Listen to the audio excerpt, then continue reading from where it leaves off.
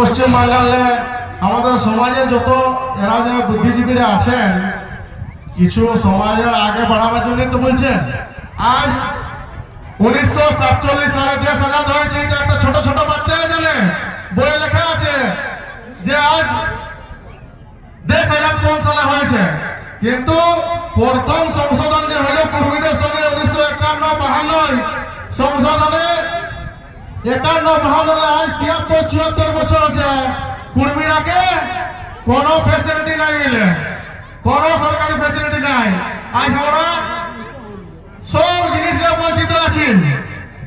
আজ আমরা সবাই কোশিশ করি, কেউ সরকারি স্কুলে ছানা পড়াচ্ছে যার যত ক্ষমতা আছে, কেউ প্রাইভেট স্কুলে, সবাই চাইছে যে এখানে 3rd grade 4th grade post office নিয়ে করে আইপিএস তো নকরি বরাবর পাড়া টিচার সরকারি টিচার।